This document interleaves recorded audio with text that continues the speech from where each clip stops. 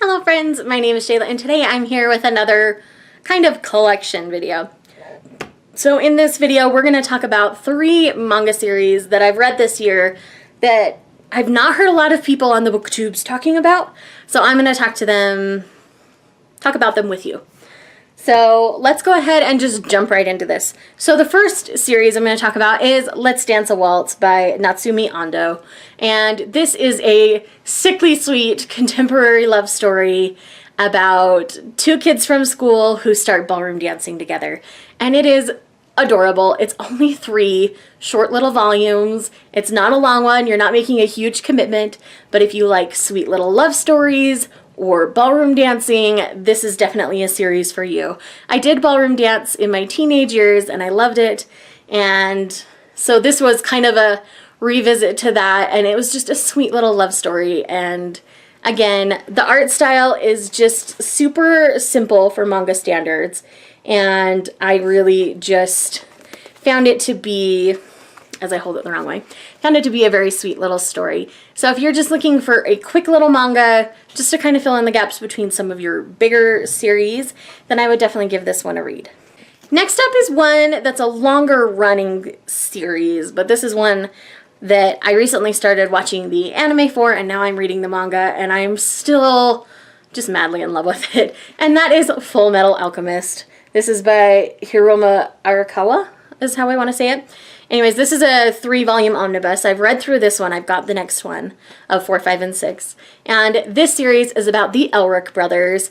They are alchemists. They do something they're not supposed to do, and they're dealing with the consequences of that. And that's what this whole journey of this story is about. These brothers have a very unique relationship because of what they did in their past.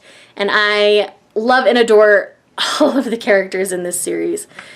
And the villains, you really love to hate them, and it's one of those things where this is not one of those series like Fairy Tail where you think people are going to die, but they don't really die.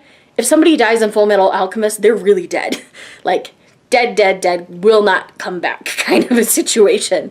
And so it's a little brutal, a little rough around the edges, but honestly, the overarching story throughout Full Metal Alchemist is worth every bit of it. I mean, I tear up at various points throughout the story. The things these brothers have to face and go through is amazing, and I really would love for you all to start checking this out and reading it with me, because I need more people to talk to this about, because Full Metal Alchemist is totally bomb.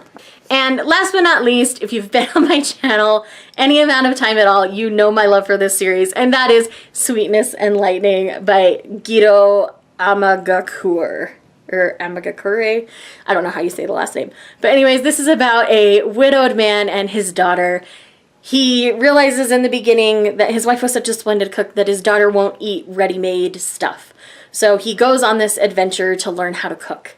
One of his students, because he's a school teacher, happens to be the daughter of a world-renowned chef. And so they team up, and he starts learning to cook and practicing in their chef-style kitchen along with his daughter. And this is very much a coming-of-age, slice-of-life, contemporary story. And it is so lovely, so adorable. Like, the characters are amazing. There's so much character growth in all of our characters throughout the arc of this story. 9 volumes have been published thus far. I have read all 9 volumes. Volume 10 will be coming out soon. Originally, the author wanted to stop sooner, but he saw how much people were loving his story, so he's continued to write and publish more manga for us. And with each chapter in these volumes comes a recipe of what they make. So it's really fun. It's definitely one that is not only lighthearted, but it has a lot of heart to it. There's all of these things, you know, they're dealing with grief and death and all those kind of things, and about a little girl growing up without her mom, a man growing up without his without his wife, trying to raise this daughter on his own. And the student has all of these things she's growing with. She's accepting the fact that her mom travels all the time because she is so world renowned, and all of these other beautiful, kind of tough things you have to deal with in life are dealt with in this story. I am really pleased constantly how they deal with the loss of the mother of this trio.